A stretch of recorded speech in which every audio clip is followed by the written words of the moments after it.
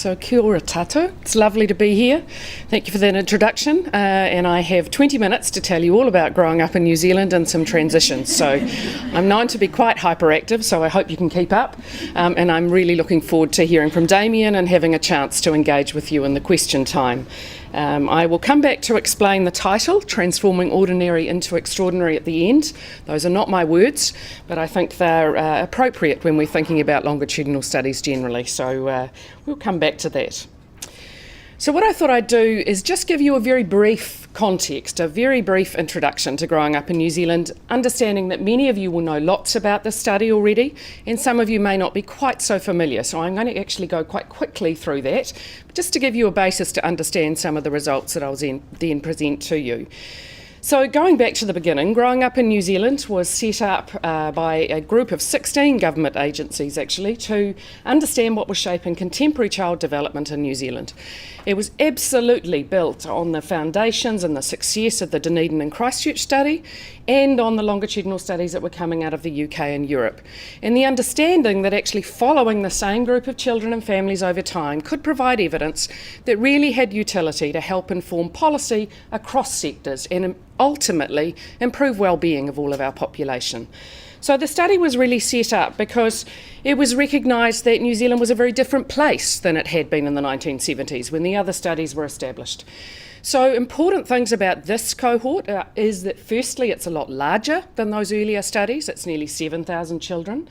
That's important because we need to have the statistical power to capture the diversity of our population. And of course our ethnic diversity is completely different to what it was 40 or 50 years ago. In terms of Māori and Pacific, in terms of the proportion of the population, but also actually our increasing multi-ethnic diversity, and I'll talk about that in a second. So one of the very important things in setting this new study up was to make sure we had explanatory power for our Māori children, for our Pacific children, and for our increasing group of New Zealand Asian children. So you'll see 1 in 4 Māori, 1 in 5 Pacific, 1 in 6 Asian, and still 2/3 New Zealand European. Now that was what the parents told us their children were going to be before they were born, or what they thought they would be. So obviously listening to the children themselves is also critically important, and we're about to do that, which is super exciting. Now, even those of you that didn't do maths at school will know that that means that most children now, actually now that they're 8, are identifying with more than one ethnic group, and that identity is expected to potentially change over time. So that's really important. We recruited in pregnancy. That was a little bit challenging, but also something we felt was important because that perinatal period is critically important for shaping development of children after they're born, that beginning of the first 1,000 days. So we wanted to actually make sure we were capturing that in this cohort, a little bit different than the earlier studies, certainly different than the other growing up studies around the world, which have started when their children are around about 9 months old. We also recruited dads from the beginning. Dads matter too. So not all mums gave us the contact details for their dads, but where they did, we recruited dads. And those dads have actually, or the numbers of dads, which sounds a bit weird, has actually increased over time. I'm sure that's not actually the case, but the number involved in the study has increased over time. We have been able to retain contact with this diverse cohort well through their preschool years. It's proving to be more challenging as they enter school, but it's been an important part of this study.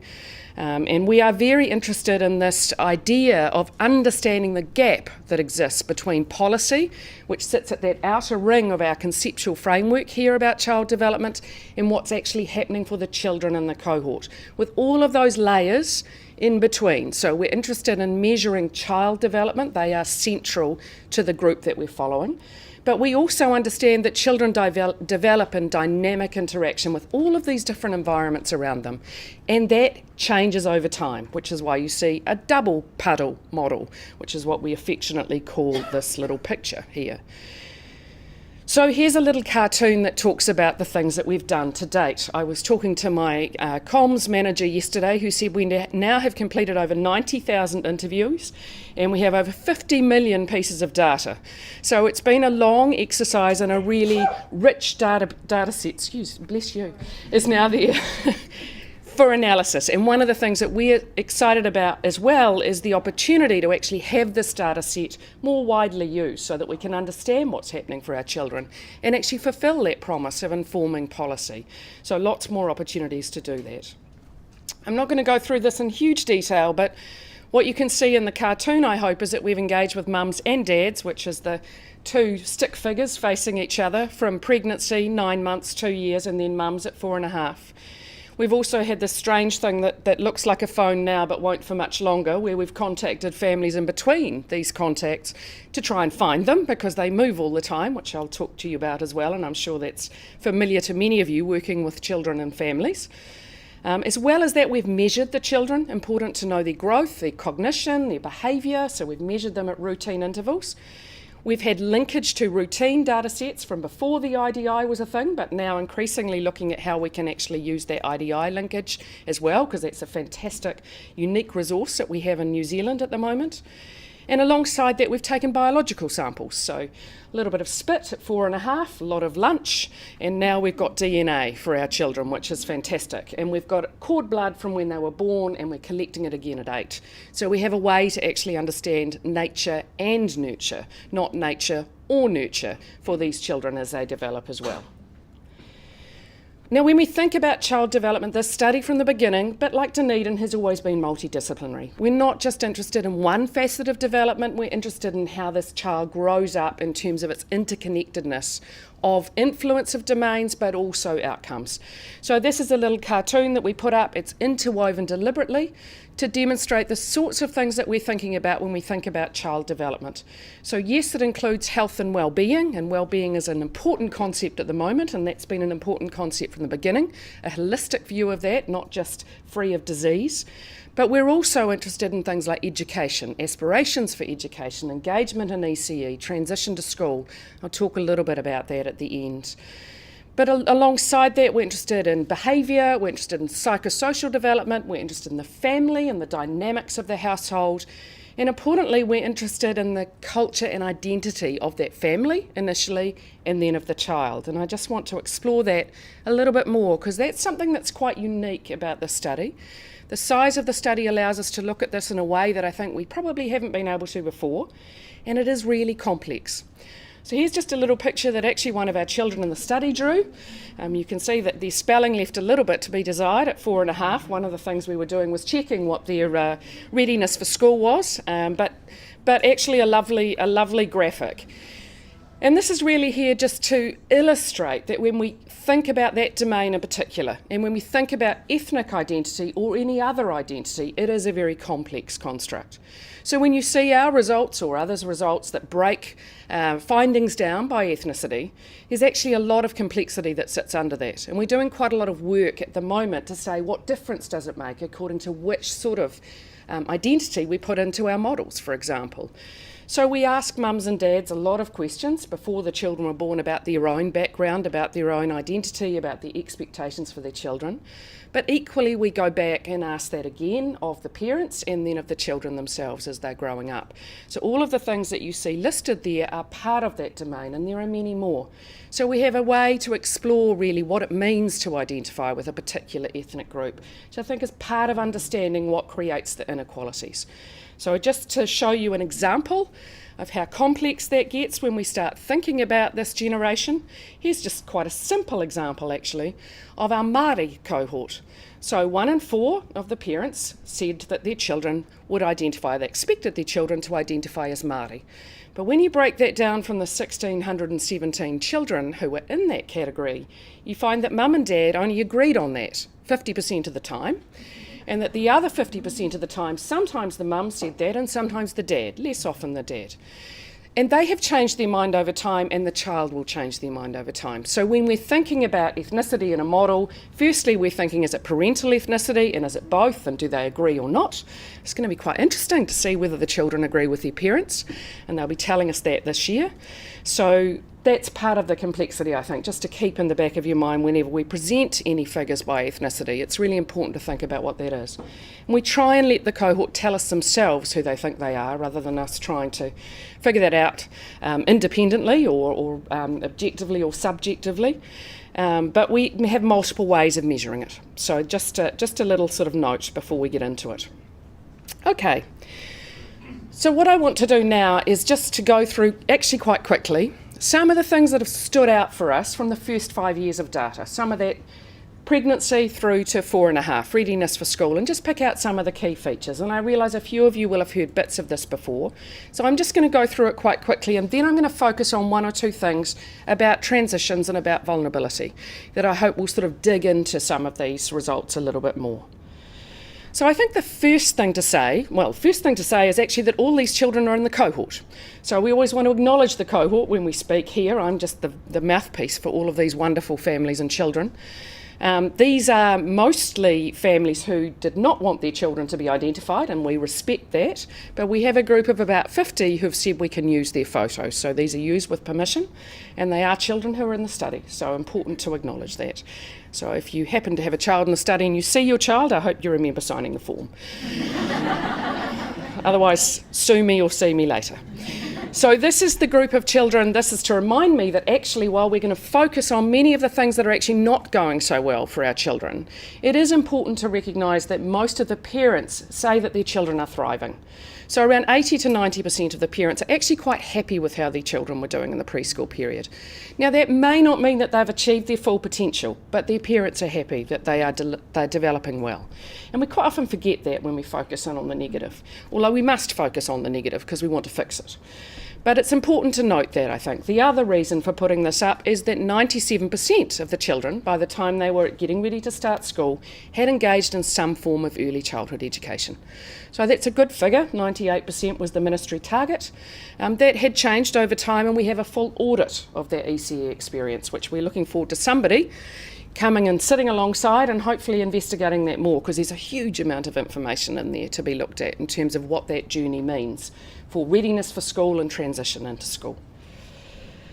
We also look at engagement with services. So we know, and you will know better than I do in many cases, that there are many services that are targeted to our preschoolers. Some of those are free. In fact, many of them are free, including 20 hours of free ECE, but also things like oral health checks and child checks and so on.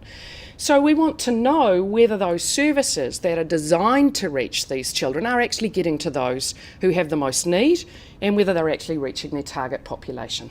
So this was about oral health. So we looked at engagement in the free oral health check because it is free.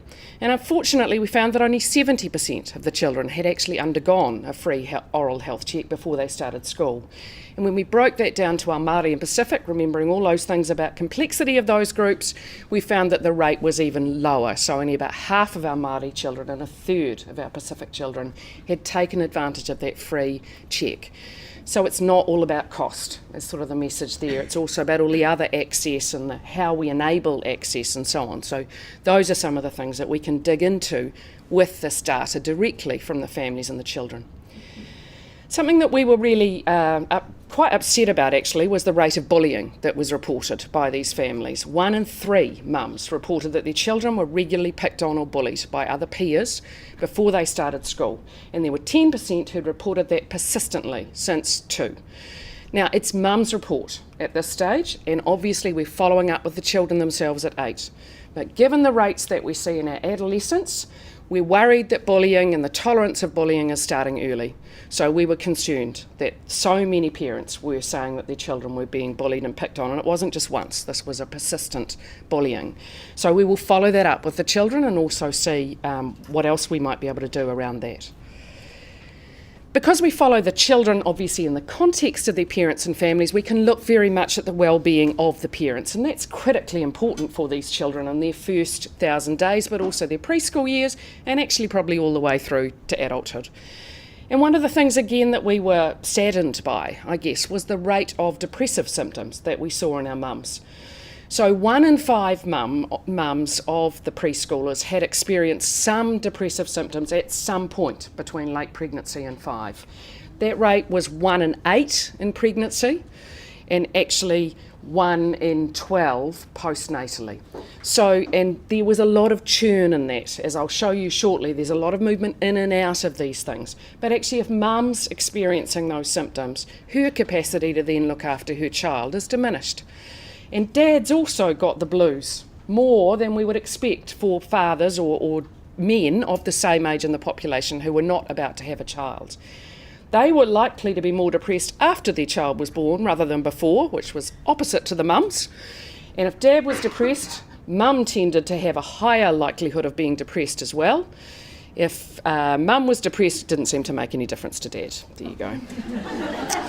Make of that what you will.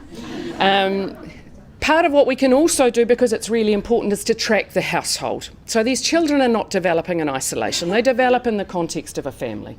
So we're interested in their parents' well-being, but we're also interested in who else is in the household and how that household structure is potentially changing over time, what difference that makes, who's coming in and out of these children's lives. And some of the parents do change, and some of them are not biological parents, as you will understand. So there are lots of different transitions going on.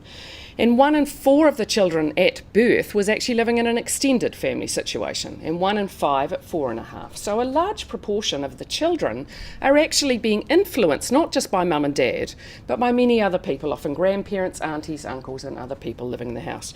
Something I think we probably have not thought enough about in the policy space in terms of who's influencing what's happening for these children and who's available to potentially be transferring knowledge or skills or even cultural knowledge to these children. So, digging into those general results a little bit, I think one of the things that was potentially most surprising and continues to surprise us, because this is a population study, not just a vulnerable population, which we'll get to shortly, is how incredibly mobile these families are. So in the first 2 years of life, we had 1 in 2 of the children had moved at least once in terms of the family moving house. Between 2 and 4, another 50% of the cohort had experienced at least one residential move. So by the time that the children had got to 4.5, only 1 in 3 of all the cohort children had stayed in the same residential home their entire preschool years. So that's quite different, I think, to a couple of generations ago. That's a really high rate of mobility, and some families, some children are experiencing very high mobility. So we have a small group who experienced 10 or more moves in that 5-year period. Now, one of the things that is particularly associated with that was tenure, which is probably no great surprise when people think about housing markets in New Zealand at the moment. And the most likely group to move were those who were in private rentals. So we had quite a stable group actually, only 6 or 7% of the cohort though in public rentals. And we had around 50% who were in home ownership or working towards that. So the other 40, just over 40% were in private rentals. And what you can see from this slide is that unfortunately that movement wasn't associated with greater stability or security over that 5 years.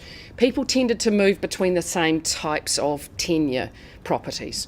So our private rental families are moving between private rentals rather than moving into home ownership in general, although there's a little bit of a mix. And one of the things that we were concerned about with that, which you can see in terms of some of the policy briefs we've done, is that when we looked at the safety features in those by tenure type, then private rentals tended to have the least safety features, least working smoke alarms, less fenced driveways, less safe areas for children to play and so on, which has fed into some of the work that's now going on in the Warrant of Fitness, but more to do in that space. And actually, from what we can see so far, it looks like many of these children, almost half, will be experiencing that rental process throughout their life. There isn't an opportunity for them to move into a place where their family can own a home. A couple of other things to focus on, and then we'll get to the vulnerability bit. Screen time.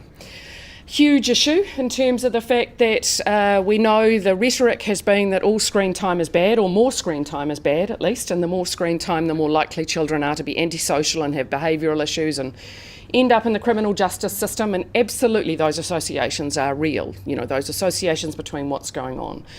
But this group of children are digital natives, so they will be using screens their whole life. It is ubiquitous for this population of children from the time they're 1 year old. They're swiping pages of books rather than turning them. So we wanted to understand what it means for this group. How do they engage with screens, and what can we do to potentially provide messages back to families about what they can do to mitigate that downstream risk or impact. So we did see that by 4, the average screen time every day, interacting with screen time, was up to over 2 hours a day. So that's pretty high, really, and it had gradually increased over time. The more screen time, we absolutely saw the higher likelihood of abnormal behaviours and the higher likelihood of overweight and obesity. So that association is already there in that first 5 years. However, what we like to do is to say, why are we seeing these things? And when we looked at rules around screen time for these families and whether there were rules that were enforced and kept, so who was watching the screen with them, what time were they watching, what was the content and so on, actually where there were rules, the association disappeared or became much less significant. So that was a good message to be able to give to parents. If you can have boundaries and rules around some of these things that we might think are inherently bad, maybe we can mitigate some of the downstream impacts, given that these children will be engaging with screens as they enter school and probably for the rest of their lives. We've also been looking at another big issue, which of course is childhood overweight and obesity. And as you saw from an earlier cartoon, we've measured that. Some of the work using the IDI that I'm involved in, the National Science Challenges, and looking at the cross-sectional measures will suggest that our 4.5-year-olds are experiencing slightly less obesity over time. But when we follow the same children in this cohort over time, we're seeing their overweight and obesity increase over time. So I think we just have to be careful about where that information is coming from. Both of them are correct, but one's a cross-sectional trend and the other one is looking at a particular group of children. Now, that's all very well if we measure them as overweight and obesity, but in order to try and do something about that and to say how can we support these families with children who are struggling in this way, we want to understand how the families feel about it. So we asked mums and dads, and actually their perception of their children's overweight and obesity is quite different than what's measured. So if they're not recognising that their children have an issue, they're unlikely to want to take any advice on board to do anything about it. So the perception is different than the reality. Only 1 in 3 of the families whose child was measured as overweight or obesity perceived that to be a problem. And in fact, as far as the families were concerned, it was much more important that their children were happy and healthy, what they called happy and healthy, rather than their size per se. So important when we think about what we do about these things and how we support families. All right, I want to move on to this idea of what are the advantages of following children and families over time, and this idea of things churning and changing over time, and what we can learn from that. So here's just a couple of examples of things that we might consider, and they are really risk factors for vulnerability or for adverse environments. So living in the highest deprivation quintile at antenatal or 9 months, or having a mum who's experiencing depressive symptoms, similarly over that perinatal period. And you can see if we just took cross-sectional measures of that, the numbers look the same. But the advantage of following the children and the families through is that we can see that there's churn. Some of the mums are moving out of those depressive symptoms and 50% are moving in. Similarly, they're not all in the same deprivation area. Some are moving in, some are moving out. And one of the things that we can do with this sort of data is to try and see what is actually impacting or what's influencing those moves. Because if we want to move people out of that situation, it's good to know what's actually enabled them to get there. And also we want to avoid the risk factors that have maybe made them move into a situation that is less than ideal. And similarly, we can look at outcomes. And this is an outcome I haven't chosen at random. It's really about self-regulation and self-control. Huge issue at the moment in terms of policy, in terms of how do we do anything about this. A lot of evidence now out of Dunedin, as well as other studies that demonstrate that 3 is critical for what goes on later. I'm going to tell you there's nothing magical about 3, actually. It's just when it was measured. We've measured it at 2 and 4.5, and equally we see issues. But what I want to show you here is that it's not static. So basically 50% of the children that you might pick up with issues at 2 have resolved by 4.5, and by 4.5, 50% are new. So we have to be really careful about that when we're thinking about programs to actually support better self-regulation. We don't want to label, we want to support. And universal strategies might not be the only answer, because they might actually make things worse, which I'm going to come to shortly. And that's just my opinion maybe, but we'll come back to it. You can challenge me on it later. Obviously really important to look at things like child poverty. So this is in the last couple of minutes, I will race through this.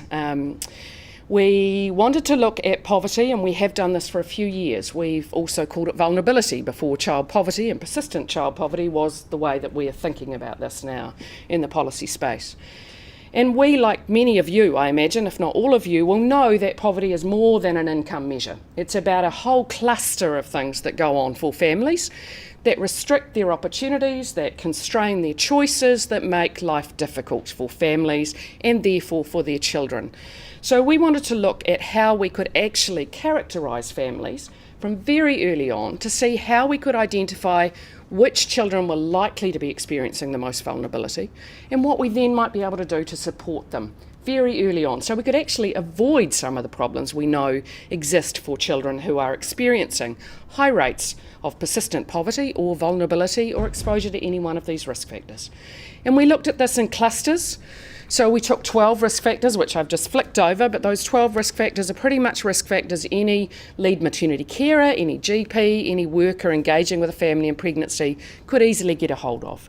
And we ranked any 4 or more of those at one point in time as being exposed to a high vulnerability situation, or high poverty if you want to take a broader view of poverty. And then we looked at that in pregnancy, 9 months and 2 years, and we looked at that cumulative exposure over the first 1,000 days. And what we've got here is just a graphic that illustrates that, of course, that cumulative exposure is not equally distributed in our population. And we might expect that, given what we know about the inequalities that we see and the poor statistics that we see, particularly for our Māori and Pacific Tamariki, and how unacceptable those are. So the first thing we can see here is that our Māori and Pacific mums, in this case, are experiencing much greater rates of exposure. So no great surprise in that, but the power of the numbers just shows how prevalent and persistent that is. And I guess the next couple of slides say, well, why does it matter? Well, it does matter, and then the next bit is going to be what might we do about it. So when we look at exposure for children, so this is children's outcomes now at 4.5, it's a graphic that tries to describe the sort of environments they were exposed to at those 3 time points, antenatal, 9 months and 2 years.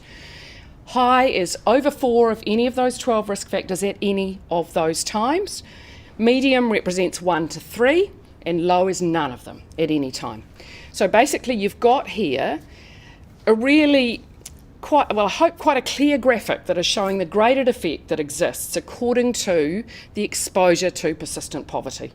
So we're seeing here that those children who have experienced the highest rate and all the way through, or any high experience of vulnerability, are much more likely to have issues with overweight and obesity at 4.5 than their peers, particularly those who have experienced no adversity in their first 1,000 days of life.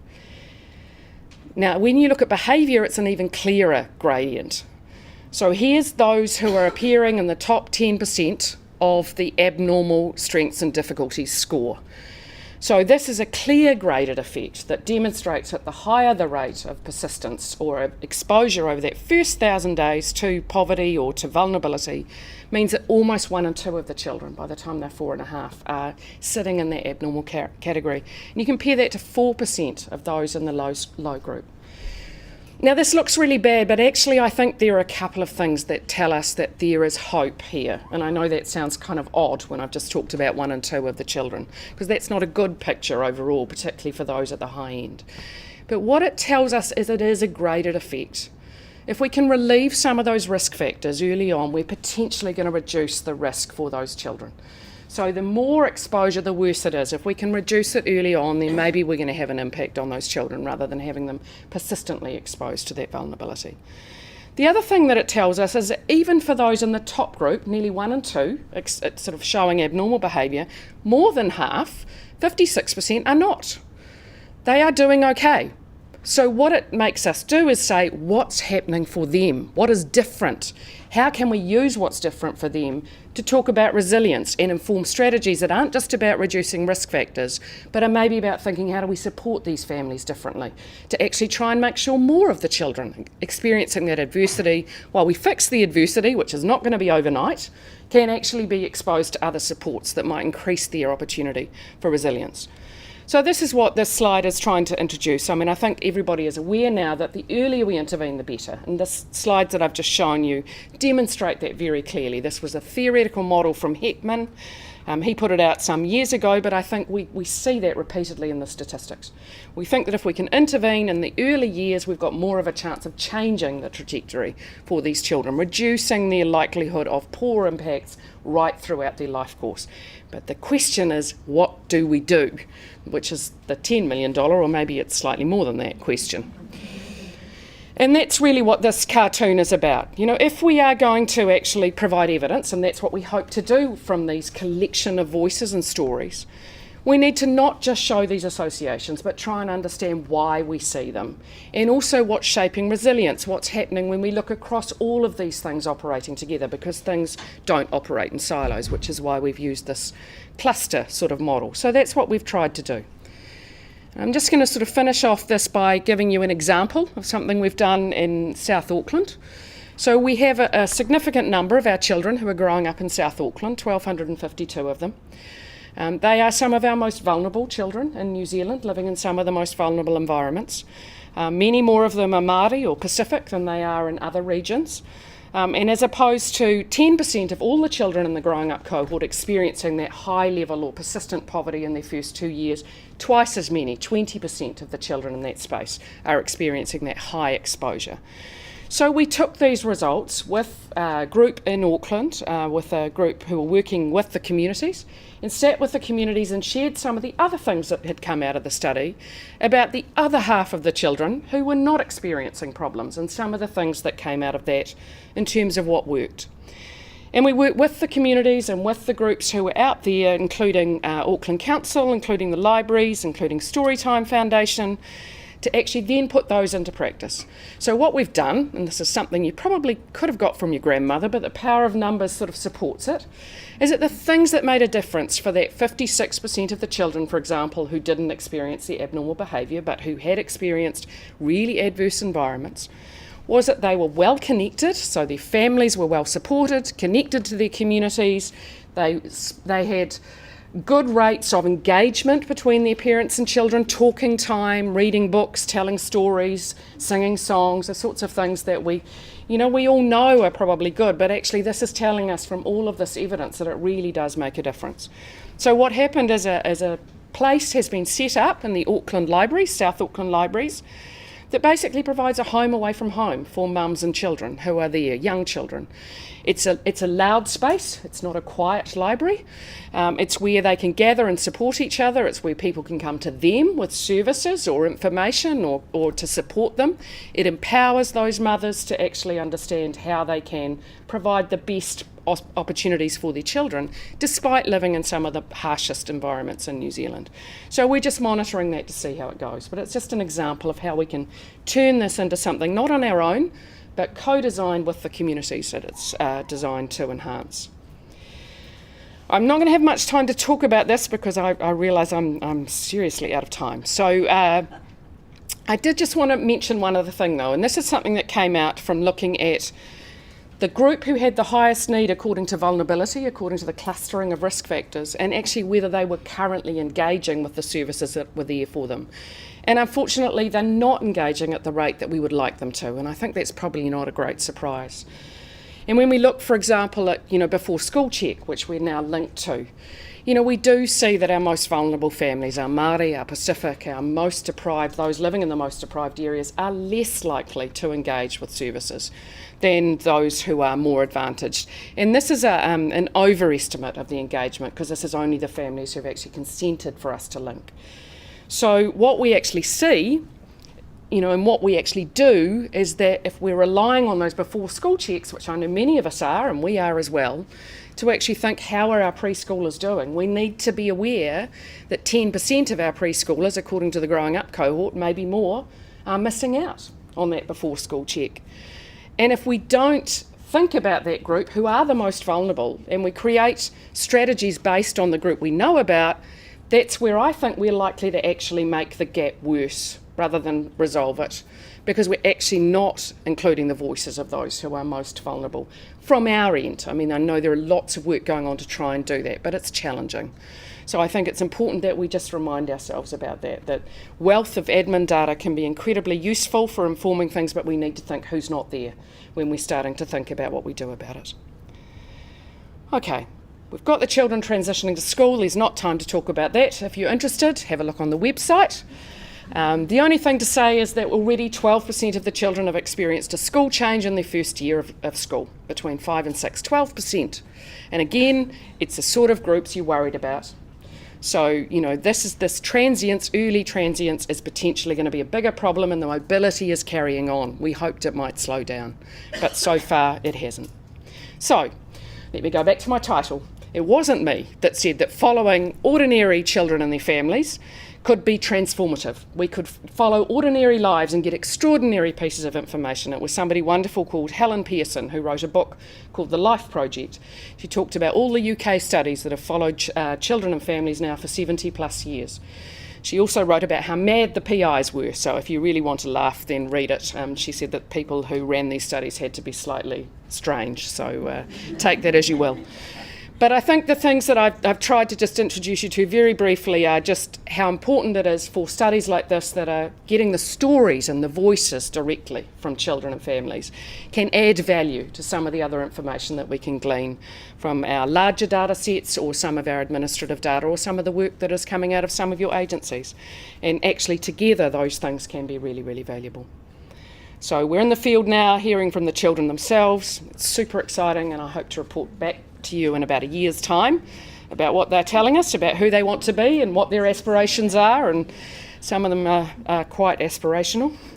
And I just want to finish off by saying a huge thank you to our families and our children, because really I'm just the voice piece. It's their collection of stories and the way they so generously share their lives with us that allows us to hopefully make a difference for all children. So that's really what keeps driving us. Thanks for listening.